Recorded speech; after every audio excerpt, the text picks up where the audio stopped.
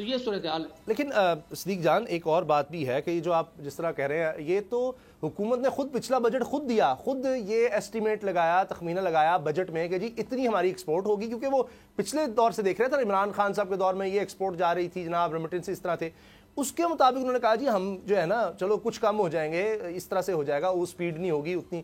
ان کے اعداد و شمار یہ دیے ہوئے آئی ایم ایف کو خود اپنے شہباز رانا صاحب کی جو سٹوری ہے اس کے مطابق, یہ کوئی عمران خان نے یا صدیق جان یا اسامہ غازی سمیہ ان کی طرف سے فگرز نہیں آئیں, یہ حکومت نے خود جو آئی ایم ایف کو پٹ کیا ہے وہ بتایا ہے کہ جی 14 ارب ڈالر کی کمی کر دی ہم نے یہ پچھلے 7-8 مہینے میں, جو اب ایسٹیمیٹ آگے آئے گا یعنی 4-5 مہینے باقی ہیں, یہ پچھلا جو مالی سال 2023-24 آ رہا ہے جو بجٹ آ رہا ہے اس کے حوالے سے انہوں نے خود یہ بتا دیا ہے کہ جو 22-23 گزرا ہے اس میں ہم نے یہ کارکردگی دکھائی ہے. لیکن ایک چیز صدیق جان کہ مریم صاحب تو کہہ رہی ہیں کہ ہمیں تو حکومت ہی نومبر کے بعد ملی ہے, تو اس سے پہلے تو ان کے پاس کچھ اختیار ہی نہیں تھا, کچھ بھی نہیں تھا, تو اب فرمائشیں تو وہ اب کریں گی نا, پھر حکومت تو اب ملی ہے ان کو. دیکھیں تو طلال چودھری بھی کہہ رہے ہیں کہ ہمیں تو بہت سپورٹ مل رہی ہے 28 نومبر کے بعد. بھئی آپ کو 28 نومبر کے بعد اگر سپورٹ مل رہی ہے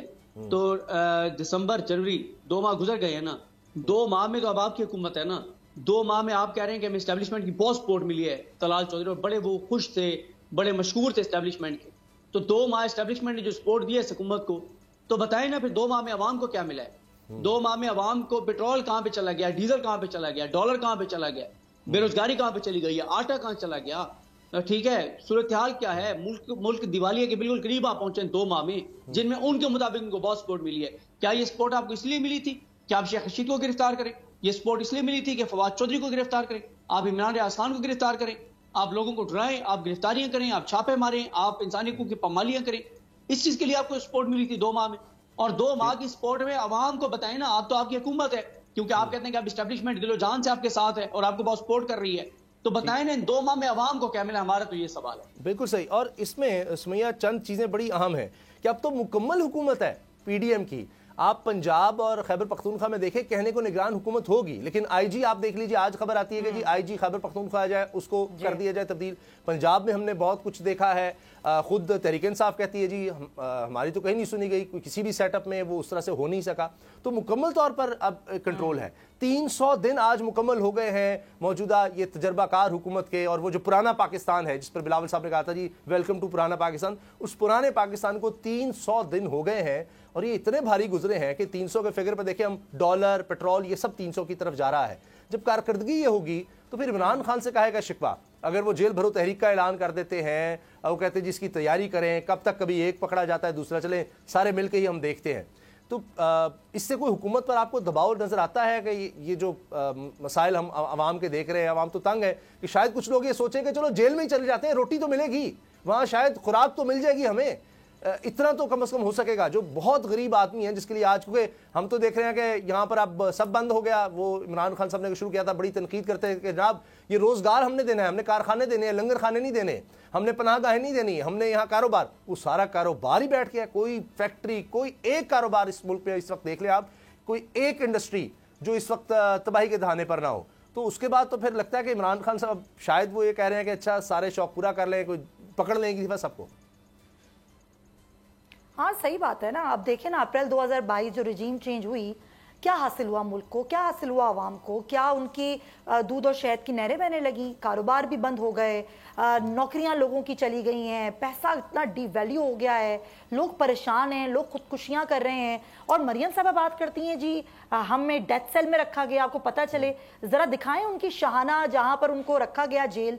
جس طریقے کی شاہانہ جیل ان کو دی گئی, یہ تو کبھی کوئی غریب تصور بھی نہیں کر سکتا, بلکہ کسی سیاستدان کو ایسی جیل میں نہیں رکھا جاتا جیسی جیل ان کو اور میاں صاحب کو دی گئی تھی. اور پھر وہ ڈیتھ سیل کی باتیں کرتی ہیں کہ جی ڈیتھ سیل میں رکھا گیا, وہ ڈیتھ سیل کی ساری تصویریں سب کے پاس ہیں. اور پھر اسامہ بات یہ ہے کہ جیل بھرو تحریک, صحیح بات ہے, پھر جیل بھرو تحریک کی ہوگی نا, اور ہوگا کیا, گرفتاریاں ہی ہوں گی نا. آپ نے ویسے بھی گرفتار کرنا ہے, آپ ویسے بھی تو گرفتار کر ہی رہے ہیں, آپ ڈال دیں پھر جیلوں میں سب کو, کیونکہ آپ نے جیل بنا دیا ہے ملک کو, آپ نے کچھ نہیں کیا. آج مفتاح اسماعیل صاحب ٹویٹس کر رہے ہیں اور پوچھ رہے ہیں معیشت کے حوالے سے کوئی سوال کرنا ہو تو مجھ سے کریے. تو بھائی بتائیے کہ سوال کر کے ہم کیا کریں جو آپ نے کیا مل کے, اور اس کے بعد پھر پھر اسحاق ڈار صاحب نے ان 5 ماہ میں کیا، اس کا حساب کتاب کس سے لے عوام؟ کس سے پوچھے کہ آج جو روپیہ اتنا ڈی ویلیو ہو گیا ہے، جو پیٹرول ان کو 300 کا مل رہا ہے، جو آٹا نہیں مل رہا، گیس گھروں میں نہیں آ رہی،